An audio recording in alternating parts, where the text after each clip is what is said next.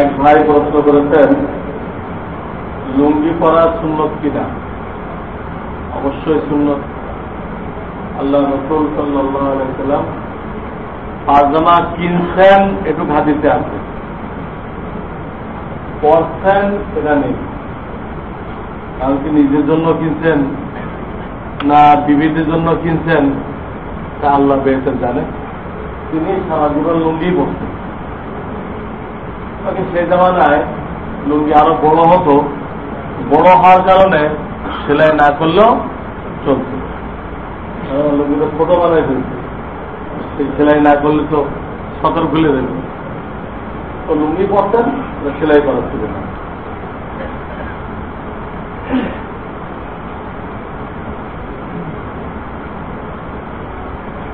পড়তে পারি না। ফরজ নামাজ শেষে ইয়া কাবিয়ু আগে নাকি আস্তাগফিরুল্লাহ আগে? আস্তাগফিরুল্লাহ 3 বার পড়তে হয়, এটা তো হাদিস। আর ইয়া কাবিয়ু মাথায় হাত দিয়ে পড়লে ব্রেন শক্তিশালী হয়, এটা হলো তাবিজ। একটা হাদিস আর একটা তাবিজ, কোনটা আগে হবে? হাদিস আগে হবে। ওটা কোনো হাদিস না যে মাথায় হাত দিয়ে বললে ব্রেন শক্তিশালী হবে, কোনো হাদিস নেই। এটা কিন্তু আল্লাহওয়ালা তাদের অভিজ্ঞতার আলোকে এটা বলছেন, অভিজ্ঞতার আলোকে বলছেন। এটা হাদিস না, এটা তাবিজ। এটা করলে পড়তে পারে। এটা সুন্নত পরে করলে গুনাহ হবে। ইয়া কাবিয়ু সুন্নত পরে করা যাবে না। এটা বাস বুজুর্গানের দিনের অভিজ্ঞতা, এটা পড়তে পারে। এটা 7 বার পড়তে পারে, 11 বার পড়তে পারে। যদি কারো কাজ করে দেওয়ার সময় কিছু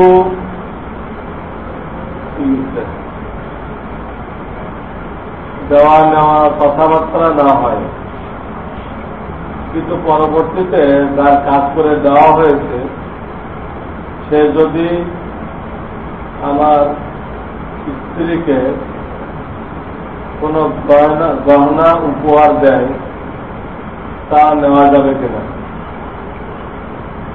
কাজ করে দেওয়ার সময় কিছু বলা কওয়া হয় নাই, পরে স্ত্রীকে দিল।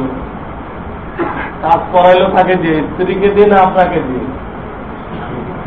স্বামীকে যদি করাই থাকে তাহলে স্বামীকে দিতে হবে। শরিয়াতে স্বামীর মালিকানা ভিন্ন, স্ত্রীর মালিকানা ভিন্ন। কাজ যদি স্বামীকে দিয়ে করাই নিয়ে থাকে আর বিনিময় নির্ধারণ না করে থাকে, আগে নির্ধারণ করা জরুরি ছিল। শরিয়াতে তো বলে আগে সব ঠিকঠাক করে দাও, পরে যাতে মনোমালিন্য রিক্সা হচ্ছেন আগেই ঠিক করে দেন। যদি ঠিক না করেন তাহলে রিক্সাওয়ালা যা চাইবে তাই দিতে হবে, মার্কেটিং করতে পারবেন না। ঠিক করেন নাই, যা চাবে এটা দিয়ে দিবে। কেন ঠিক করে ওঠেন না? ওখানে এরকম আগে ঠিক করে কাজ করতে হতো, ঠিক করে নাই, জানে না আপনি। এখন ওই লোকটার বিনিময় দিতে চাই কিন্তু স্বামীকে দিতে হবে। আরেককে দিলে কি হলো? আরেক তো পারি নাই।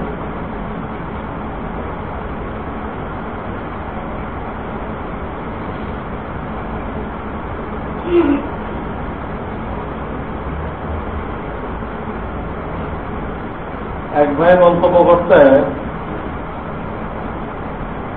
যারা ছবি নির্মাণ করে, ছবিতে অভিনয় করে, তারা বিনা হিসাবে জাহান্নামে যাবে। এখন দেখতে হবে যারা এগুলো করছে তারা পরবর্তীকালে তওবা করছে কিনা। হ্যাঁ, তওবা করে থাকে তাহলে জাহান্নামে কেন যাবে? আর তওবা না করে থাকে, শেষ জীবন পর্যন্ত এটাই চালাই যায় থাকে, এমনকি যখন রিটায়ার করছে তখনও তার মনে দুঃখ হয়ে গেছে, আমি তো পাচ্ছি না, তাহলে এখনো কিছু জনগণের সামনে দেখাইটা, তখনও তার নিয়ে যেতে না। সে লোকের জন্য তো ঠিকই আছে, সে পুরা জাতিকে গোমরা করে গেছে। ছবিতে যারা পাঠ করতেছে একটা গুণ হলো তার মধ্যে সীমিত, মদ খাইল একা, এই গুণাটা তার নিজের মধ্যে সীমিত। কোনো সময় তো বাতিল্লা করে সে ফ্রেশ হয়ে যেতে পারে, কিন্তু তারা সিনেমাতে পাঠ করতেছে, টেলিভিশনে পাঠ করতেছে, অভিনয় করতেছে, এই গুণাটা তার নিজের মধ্যে সীমিত না, এটা তো একটা জাতিকে ধ্বংস করা উচিত। সিনেমাতে কোনো অভিনয় করা, টেলিভিশনে কোনো পাঠ নেওয়া, এটা পুরো জাতিকে ধ্বংস করার সমতুল্য। কিন্তু এইটা মাপ পাওয়া কঠিন না, কঠিন না, খালি তওবা করলে মাপ হবে না, তাকে পত্র পত্রিকায় বিবৃতি দিতে হবে যে আমি এতদিন ধরে করছি, মহা অন্যায় করছি, আমার জাতিকে আমি নিজে জবাই করছি, যাতে আজকে জাতির কাছে ক্ষমা চেয়ে দিচ্ছি, আমি আপনার মেহরবানি করে আমাকে মাফ করে দিবেন। এবং যারা এখন জড়িত আছেন তারা মেহরবানি করে এরা বাদ দেন, যে আল্লাহ নাফরমানি, এইভাবে বিবৃতি দিলে তাদের গুনাহ মাফ হবে। এইভাবে তওবা না করে তো সোজা জাহান্নামে যাওয়াটাই সম্ভাবনা বেশি। আমাদের নবী মুহাম্মদ রাসূলুল্লাহ সাল্লাল্লাহু আলাইহি ওয়াসাল্লাম সরাসরি দস্তরখানার উপরে খাবার রেখে খেতেন, নাকি বর্তনে খানা রেখে বর্তন দস্তরখানার উপর রেখে খাবার খেতেন? যদি খেজুর টেজুর হইতো, খেজুর ধরনের, ওনার দস্তরখানা ছিল চামড়া, সরাসরি দস্তরখানা রেখে খাইতেন, বুঝলেন না? খেজুর খাইতেছেন, রুটি খাইতেছেন, এত চামড়া দস্তরখানে আনা যথেষ্ট। কিন্তু যেগুলো নাকি তরল জাতীয় খাবার, পায়েস টায়েস, এগুলো তার চামড়া দস্তরখানে ঢেলে নিয়ে খাওয়া যাবে, এগুলো প্লেটে নিয়ে খাইতেন এবং প্লেট দস্তরখানে রেখেই খাইতেন, যাতে খাবারের কোনো অংশ পড়ে গেলে আবার সাফ করে খাওয়া যায়।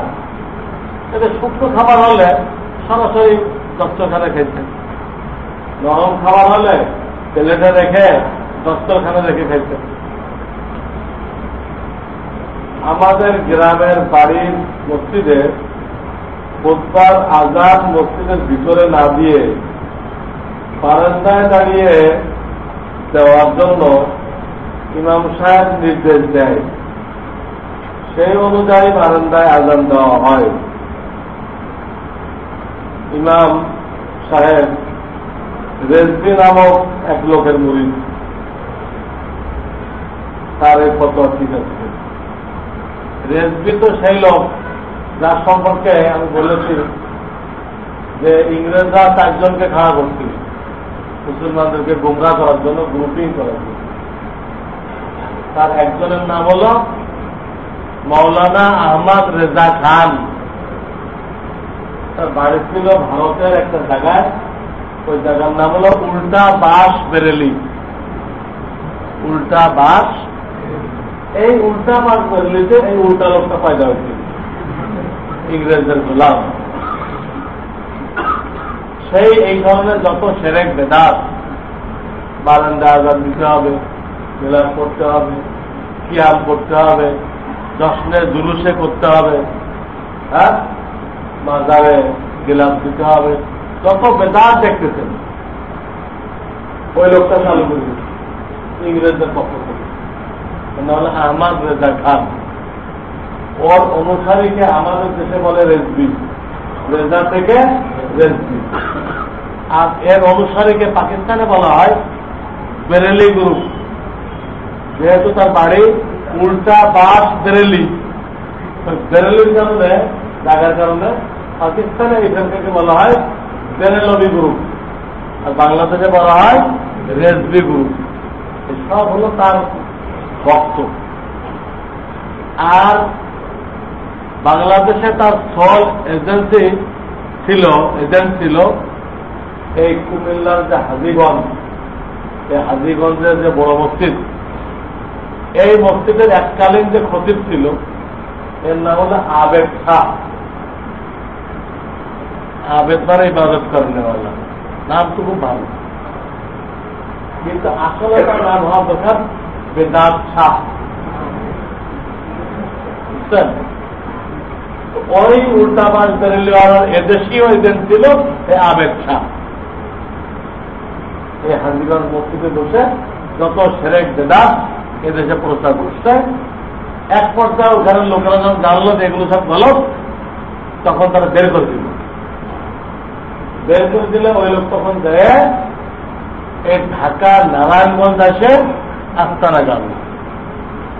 আস্তানা গেড়ে এখানে বহুত লোকের গুমরা করে পরে মারা গেছে। এই যে রেজবি বলা হলো খুতবা নাজান বারান্দা দিতে হবে, ওই রেজবিতে বেদাতি তার ফটো আছে, কোরআন হাদিসের ফটো আছে।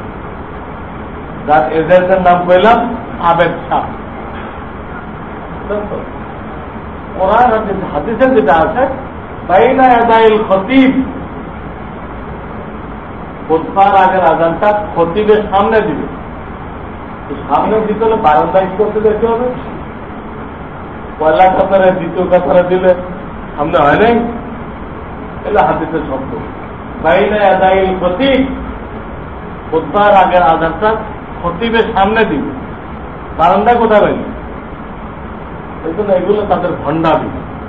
তারা মনে করেন যে নূতন কিছু না কইলে আমি একটা বড় আলেম, আপনি বুঝবে কেন? নিজেকে জাহির করার জন্য এই ধরনের নতুন নতুন কথা গলত। সুবহানাল্লাহ ওয়া বিহামদিহি সুবহানাল্লাহিল আযীম। আল্লাহুম্মা সাল্লি আলা মুহাম্মাদিন নাবিয়্যিল উম্মি ওয়া আলা আলিহি ওয়া সাল্লিম তাসলিমা। ربنا فاغفر لنا ذنوبنا وكفر عنا سيئاتنا وتوفنا مع الأبرار. يا أول الأولين يا آخر الآخرين يا ذا القوة المتين يا راحم المساكين يا حي يا قيوم برحمتك نستغيث. أصلح لنا شأننا كله ولا تكلنا إلى أنفسنا طرفة عين. سبحان ربك رب العزة عما يصفون وسلام على المرسلين والحمد لله رب العالمين. آمين.